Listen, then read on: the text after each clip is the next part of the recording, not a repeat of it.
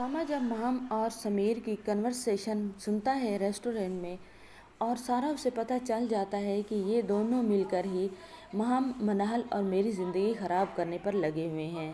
अब तो उसामा को पछतावा होता है कि इन घटिया और कम ज़र्फ़ों के सहारे उसने मनाल को छोड़ दिया और इस घटिया समीर के डाउट की वजह से उसने मनाल को उसके घर पर छोड़ दिया। और इतनी घटिया भाभी जो कि मनाल की सारी प्लानिंग और मनाल को उसके साथ मिलकर वेल विशर बनकर उसे तबाह कर रही है।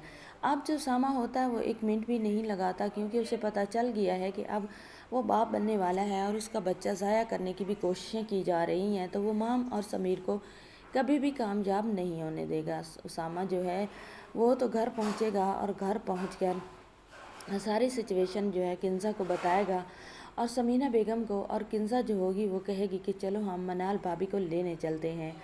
लेकिन जो उसामा है वो कहता है कि अभी कुछ वक्त चाहिए मुझे। लेकिन अब जो समीना बेगम होती है वो कहती है कि अगर हमने देर कर दी तो इस तरह नहीं होगा, ये बच्चा ख़त्म हो जाएगा, मैं आपको बता रही हूँ, आप इस तरह ना करें। अब जो होता मनाल को लेने के लिए चले जाते हैं और मनाल जो है वो तो अब उसके दिल में तो डाउट बैठ ही चुका है, क्योंकि किसी लड़की ने आगे से फ़ोन उठाया है जब वो उसामा को खुशखबरी के लिए उसने कॉल की है। मनाल जो होती है वो उसामा से कहती है कि उसे कोई रिश्ता नहीं रखना, वो यहाँ से चला जाए। लेकिन मनाल को पता नहीं होता कि उसके पीछे कमर में कितने छुरे घोंपने वाले हैं और छुरा घोंप चुके हैं। वो तो ये चाहते हैं कि एक दिन भी ना लगे और ये रिश्ता ख़त्म हो जाए। मनाल है कि वो मानने का नाम ही नहीं ले रही। तो जो होता है उसामा वो वीडियो दिखा देता है जो उसकी महम भाभी ने उसके साथ किया होता है। एक रेस्टोरेंट में समीर के साथ जो कन्वर्सेशन होती है वो भी सुना देता है, और वो भी जो पार्क में वो मिलने गई थी और किंज़ा को तलाक देने के कह रही थी, और वो मैसेज भी दिखा देता है जो उसे रॉन्ग नंबर से आते हैं मनाल का पीछा करने के लिए। और मनाल से कहता है कि ये हैं तुम्हारे अपने जिनके आश्रय तुम यहाँ पर बैठी हुई है, बेहतर यही है कि मेरे साथ चलो। जब तुम्हारा घर ख़राब हो गया ना, यही लोग तुम्हें बताएंगे कि इन्होंने तेरे लिए क्या किया और तुम्हें कितना जलील करना चाहा है। अब जो मनाल होती है सारी हकीकत जानकर उसके पाँव के नीचे से ज़मीन निकल जाती है।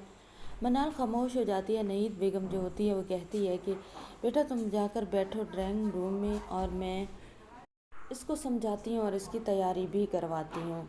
अब जो होता है उसामा, नहीद बेगम जो होती है वो बहुत सारा समझाती है अपनी बेटी को और उसे कहती है कि तुम तैयारी करो और तुम चलो अपने घर। तुम्हें समझ फ़िलहाल नहीं आ रही, लेकिन बाद में तुम अपना बहुत बड़ा नुकसान कर बैठोगी। तो जो होती है मनाल वो खामोश रहती है और नहीद बेगम जो होगी वो मनाल को उसामा और किंज़ा के साथ भेज देगी। जैसे ही मनाल चली जाएगी, अब माम घर आएगी तो वो तो पूछेगी मनाल किधर है। जब उसे बताया जाएगा वो तो उसामा लेकर चला गया, उसके पाँव के नीचे से ज़मीन सिरक जाएगी। और जैसे वो समीर को बताएगी वो तो अपनी सारी चालों में नाकाम हो चुका है, तो उसके तो अब बुरा हाल हो जाएगा कि वो हार चुका है।